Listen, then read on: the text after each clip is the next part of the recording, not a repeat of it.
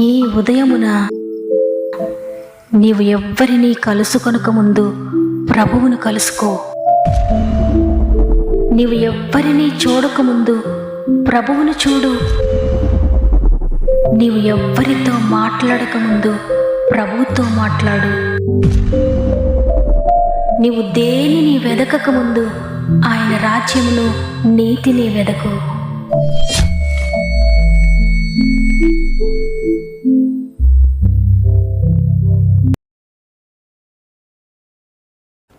Praise the lord.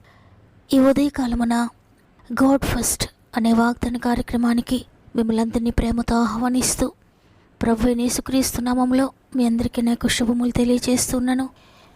దేవుడు మనకు మరొక నూతన దినాన్ని అనుగ్రహించారు. ఈరోజు మనలందరినీ సజీవులుగా ఉంచి ఆయనను స్తుతించి గొప్ప తరుణాన్ని మనకిచ్చారు.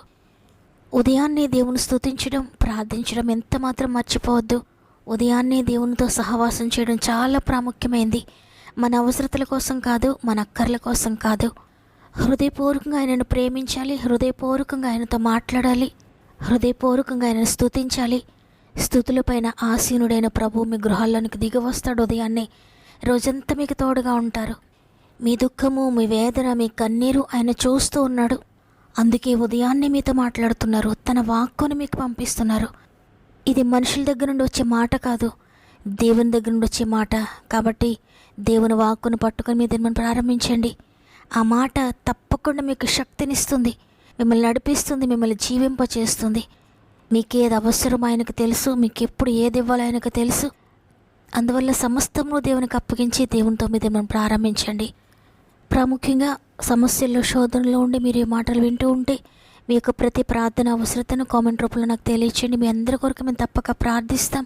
మీ యొక్క ప్రతి ప్రార్థన విన్నపమును బలిష్టమైన దేవుని చేతులకు అప్పగిస్తున్నాను. ఆయన మీ సమస్యను గురించి ఆలోచిస్తున్నాడు. ఆయన మీ సమస్యను తన చేతులతో డీల్ చేయబోతున్నారు. దేవుని బట్టి ధైర్యం తెచ్చుకోండి. సమస్త మహిమ, ఘనత, ప్రభావంలో దేవునికి చెల్లునుగాక. ఈరోజు దేవుడు మనకు అనుగ్రహిస్తున్న శ్రేష్టమైన వాగ్దానాన్ని చదువుకుందాం. యెషయా గ్రంథము 30వ అధ్యాయము 19వ వచనము. నీవిక ఏమాత్రమును కన్నీళ్లు విడువవో ఆయన నీ మొర్ర విని నిశ్చయముగా నిన్ను కరుణించును. ఆయన నీ మాట వినగానే నీకు ఉత్తరమిచ్చును. ఆమేన్. చాలా శక్తివంతమైన మాటను దేవుడు ఈరోజు మనకు అనుగ్రహించారు. నీవిక ఏమాత్రము కన్నీరు విడువవు. ఎందుకంటే నీవు మొర్ర పెట్టగానే, నీ మొర్ర నాకు వినబడగానే నేను నీకు ఉత్తరమిస్తాను, నిన్ను తప్పక కరుణిస్తాను.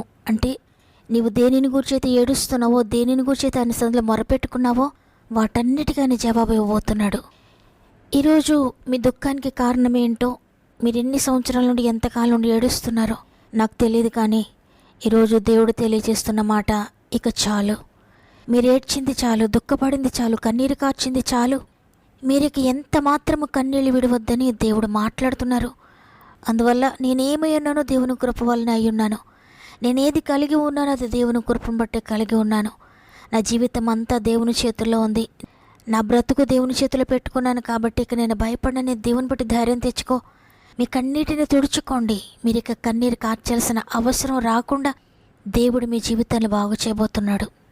చూడండి, 2వ కొరింథీయులకు రాసిన పత్రిక 7వ అధ్యాయము 10వ వచనంలో రాయబడి ఉంది, దైవ చిత్తానుసారమైన దుఃఖము రక్షణార్థమైన మారు మనసును కలుగు చేయను అని. సర్వసాధారణంగా దుఃఖానికి 2 కారణాలు ఉంటాయి.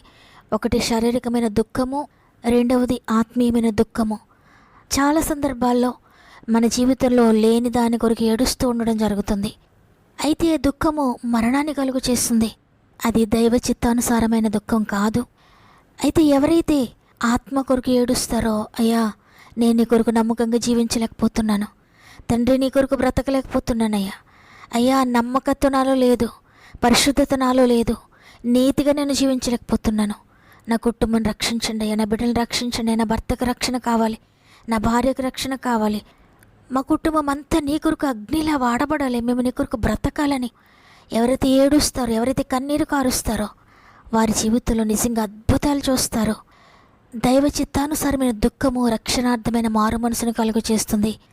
వారి జీవితాల్లో ఆత్మీయంగా అద్భుతాలు, శారీరకంగా కూడా అనేక అద్భుతాలు చూస్తారు. ఎందుకంటే ఆత్మలో వర్ధిల్చున్న ప్రకారముగా అన్ని విషయాలు కూడా వర్ధిల్లుతాం.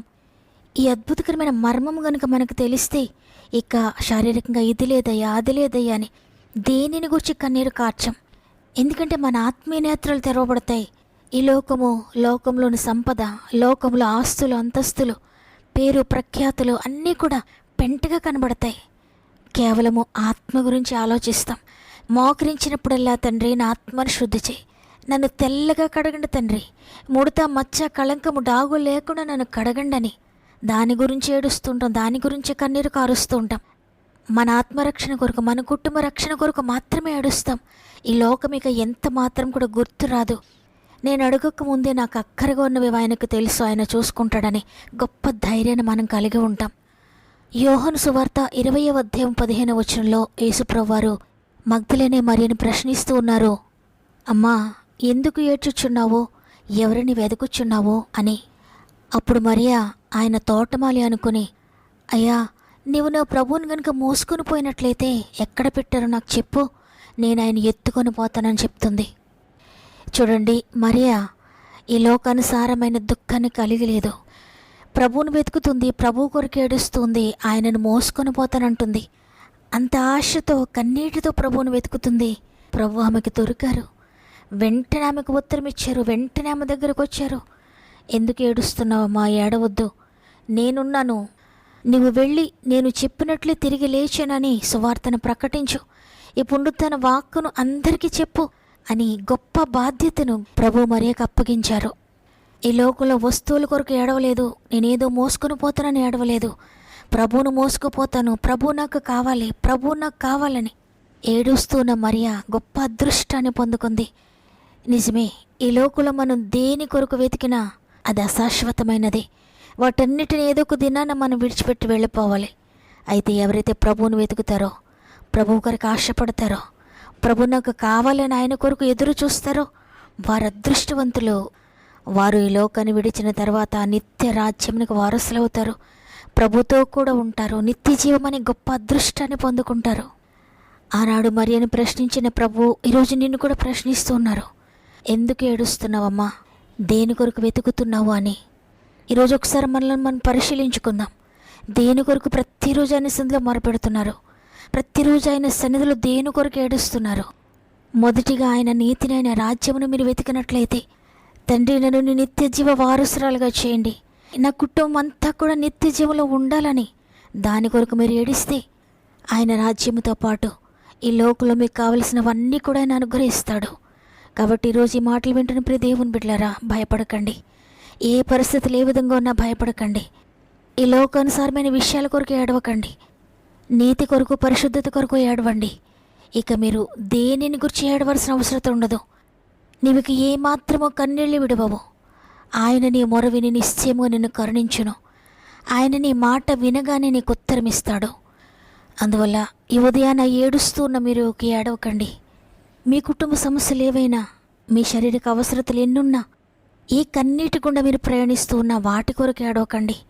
అయ్యా నేను నీకు దూరం అయిపోకూడదయ్యా, నా కుటుంబం నీకు దూరం అయిపోకూడదు తండ్రి, నీతో నేను నడవాలయ్యా, నన్ను పట్టుకోండి తండ్రి, ఇదిగో నా చేతిని నీ చేతిలో వేస్తున్నాను, నా చేయి పట్టుకుని నడిపించండి అని ఆయన చేతిలో చేయి వేసి నీ కుటుంబాన్ని, నీ పరిస్థితులను అన్నిటిని కూడా ఆయనకు అప్పగించి ఆయనతో నడవడం ప్రారంభిస్తే తప్పకుండా నిన్ను నడిపిస్తాడు. నీ చివరి వరకు నిన్ను నడిపిస్తాడు. ఆయన ఎప్పుడు కూడా నీ చేయి విడిచిపెట్టాడు. మధ్యలో విడిచిపెట్టి వెళ్ళిపోయే దేవుడు కాదు. కాబట్టి ఆయన చేయి పట్టుకొని నడవండి. మీరే కష్టం గుండా వెళ్తూ ఉన్నా, ఏ శ్రమలు గుండా వెళ్తూ ఉన్నా, తుఫానులు మీకు ఎదురైనా, భయంకరమైన సుడిగాలి మీకు ఎదురైనా, అలల చేత మీరు కొట్టబడుతూ ఉన్నా, పోరాటములు గుండా ప్రయాణిస్తూ ఉన్నా, వాటన్నిటిని కూడా దాటిస్తాడు ఆయన చేపట్టుకొని. వాటన్నిటిని జయించడానికి ఆయన శక్తినిస్తాడు. ఆయన శక్తి చేత మిమ్మల్ని నడిపిస్తాడు. అప్పటికి మీరు దేనిని గురించి ఏడవలసిన అవసరం లేదు, ఇక కన్నీళ్ళు విడవలసిన అవసరం లేదు. ఆయన నీ ప్రక్క నుండి నిన్ను నడిపిస్తూ ఉంటే ఎంతో ధైర్యంగా ముందుకు సాగుతావు.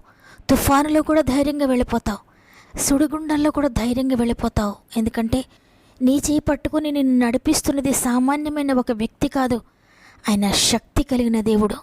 నిన్ను దేని నుండి విడిపించగలిగిన సమర్థత ఆయనకు ఉంది. కాబట్టి ఈరోజు అందరం కూడా తండ్రి నన్ను నడిపించండి అని ఆయన చేతులకు అప్పగించుకుందాం. మన జీవితాలను ఆయన చేతులు పెడదాం, మన కుటుంబాలను ఆయన చేతులు పెడదాం, మన బిడ్డల భవిష్యత్తు ఆయన చేతులు పెడదాం. మీరు ఏ సమస్య గుండా వెళ్తున్నారో వాటన్నిటిని దేవుని చేతిలో పెట్టండి. మీరు ఏ పరిస్థితుల గుండా వెళ్తున్నారు, ఏ సమస్యల గుండా వెళ్తున్నారు, ప్రతిదీ దేవుని చేతిలో పెట్టండి. తండ్రి, వీటన్నిటికన్నా నాకు నీవే ముఖ్యమయ్యా, మీరే నాకు కావాలయ్యా, నీ కొరకు నేను జీవించాలయ్యా అని మొదటిగా మన జీవితం దేవునికి సమర్పించుకుంటూ ప్రార్థన చేద్దాం. ప్రేమగల తండ్రి, నీకు వందనాలు నాయనా. నీ కృపను బట్టి మరి ఒక దినాన్ని మాకు ఇచ్చారు. మా ఆయుష్కాలను పొడిగిస్తూ మరి ఒక దినాన్ని మా జీవితంలో యాడ్ చేసినందుకు వందనాలు. అనేక మంది ఈ దినాన్ని చూడలేని వారు ఉన్నారయ్యా. మేము వారికన్నా బలవంతులమని, వారికన్నా ఆరోగ్యవంతులమని, వారికన్నా గొప్పవారమని మేము బ్రతికిలేమయ్యా. కేవలము నీ కృపను బట్టి మేము బ్రతికి ఉన్నాం. బ్రతకమని మీరు ఆజ్ఞాపించారు కాబట్టి, మాకు సెలవిచ్చారు కాబట్టి, మా ఆయుష్కాలను పొడిగించారు కాబట్టి మేము బ్రతికి ఉన్నాం. నీ కృపను పొడిగిస్తున్నందుకు, నీ ప్రేమను మాపై పొడిగిస్తున్నందుకు వందనాలు తండ్రి. ఈరోజు మాతో స్పష్టంగా మాట్లాడారు. ఈ లోకానుసారమైన దుఃఖము మాకు మరణాన్ని కలుగ చేస్తుంది, అయితే దైవ చిత్తానుసారమైన దుఃఖము మాకు రక్షణను కలుగ చేస్తుంది, మారు మనసును కలుగ చేస్తుందని చెప్పారు తండ్రి. ఎంతమంది ఈ వాగ్దానాన్ని అర్థం చేసుకున్నారో, ఎంతమంది ఈ వాగ్దాన ప్రకారం నడవడానికి ఇష్టపడుతున్నారో, ప్రతి బిడ్డకు మీ సహాయం కావాలయ్యా. వారి శక్తి సరిపోవడం లేదేమో తండ్రి నీ కొరకు నడవడానికి, వారి శక్తి సరిపోవడం లేదేమో నీతి మార్గంలో నడవడానికి, పరిశుద్ధంగా బ్రతకడానికి, నీ కొరకు నమ్మకంగా ముందుకు సాగడానికి. పరిశుద్ధాత్ముడా, నీ శక్తి కావాలి, నీ శక్తిని దయచేయండి. ప్రతి ఒక్కరిని కమ్ముకోండి, ప్రతి ఒక్కరిని కూడా నీ ఆత్మతో బంధించండి. ప్రతి బిడ్డని మీరు తాకండి, వారిలో నిండిపోండయ్యా. ఎవ్వరు కూడా నీకు దూరంగా వెళ్ళిపోకూడదు తండ్రి, నిన్ను విడిచి వెళ్ళిపోకూడదయ్యా, నేను కాదని వెళ్ళిపోకూడదు తండ్రి, నీ మార్గమును విడిచి నాశనకరమైన మార్గంలోకి వెళ్ళిపోకూడదు తండ్రి. ఇరుకైన, ఇబ్బంది అయినా, కష్టమైన, నష్టమైన నీ మార్గంలో నడవడానికి శక్తిని అనుగ్రహించండి. మా ఆత్మీయ కుటుంబంలో ఒక్కరు కూడా నశించిపోకూడదు తండ్రి. మేమందరం కట్టుకొని నీ సన్నిధికి వెళ్ళ నీ రాజ్యం చేరుకోవాలయ్యా. మమ్మల్ని అందరినీ నీ స్వాధీనం చేసుకోండి తండ్రి. ప్రతి ఒక్కరిని కూడా నీ బిడ్డలుగా చేసుకోండి నాయనా. వారి మార్గము సరళం చేయండి, వారిని నీ మార్గంలో నడిపించండి నాయనా. నీతి కొరకు ఆకలి దప్పిక కలిగి ఉండటానికి సహాయం చేయండి. లోకమునైనా నువ్వు లోకంలో ఉన్న వాటిని ప్రేమించకుండా నిన్ను ప్రేమించడానికి సహాయం చేయండి తండ్రి. ప్రేమను వారిలో పెట్టండి అయ్యా. ఈరోజు ఎంతమంది కన్నీటితో ఉన్నారో ప్రతి కన్నీటిని మీరు తుడుస్తారని వాగ్దానం చేశారు. ఇక ఎంత మాత్రము కన్నీరు కార్చదని చెప్పారు తండ్రి. ఈ లోకానుసారమైన కన్నీరు ఎవ్వరూ కార్చకుండా, శరీర విషయాల కొరకు ఎవ్వరూ కన్నీరు కార్చకుండా నీ శక్తిని దయచేసి నడిపించండి. మరి ముఖ్యంగా తండ్రి, నీ ప్రియమైన బిడ్డలు అనేక మంది శోధనలో, సమస్యల్లో ఉండి వారి సమస్యలు కామెంట్ రూపంలో మాకు తెలియజేస్తూ ఉండగా ప్రతి ఒక్కొక్కరిని జ్ఞాపకం చేసుకోండి అయ్యా. అందరినీ కూడా మీరు ప్రేమిస్తున్నారు, అందరినీ విడిపించడానికి మీరు సమర్థుడు, అందరినీ రక్షించడానికి మీరు సిద్ధంగా ఉన్నారు. ఈరోజు ఎంతమంది విశ్వసిస్తున్నారో వారందరినీ కూడా మీరు దర్శించండి. వారందరి జీవితాలు అద్భుతాలు చేస్తున్నందుకు వందనాలు. వారిని ప్రతి పరిస్థితి నుండి విడిపిస్తున్నందుకు వందనాలు. వారికి వ్యతిరేకంగా పనిచేస్తున్న ప్రతి శక్తి నుండి విడిపిస్తున్నందుకు వందనాలు. ఆశ్చర్యకరమైన కార్యములు ప్రతి జీవితంలో మీరు జరిగిస్తున్నందుకు వందనాలు చెల్లిస్తున్నాను. ఇది మనం ప్రారంభిస్తూ ఉండగా రోజంతా ఆత్మీయ కుటుంబంతరికి తోడై ఉండండి. వారు చేసే ప్రతి ప్రయత్నములో, వారు వెళ్ళే ప్రతి మార్గంలో, వారు ప్రారంభించే ప్రతి పనిలో మీరు తోడుగా ఉండి మీరు సక్సెస్ చేస్తున్నారని నమ్మి నీ బలమైన చేతులకు అప్పగించుకుంటూ యేసయ్య పరిశుద్ధమైన నామములో అడిగి వేడుకొంచున్నాను తండ్రి, ఆమేన్. ప్రియ చెల్లి, ప్రియ తమ్ముడు, దేని కొరకు ఏడుస్తున్నారు, దేనిని గురించి కన్నీరు కారుస్తున్నారు? ఇక కన్నీరు కార్చొద్దు. నిశ్చయముగా నీ మొరవిని ఆయన నిన్ను కరుణించాడు కాబట్టి దేవుని బట్టి సంతోషించండి. ఈ వాగ్దానం నమ్మిన వారందరూ ఆమెన్ అని కామెంట్ చేయండి. లైక్ చేయడం, షేర్ చేయడం మర్చిపోకండి.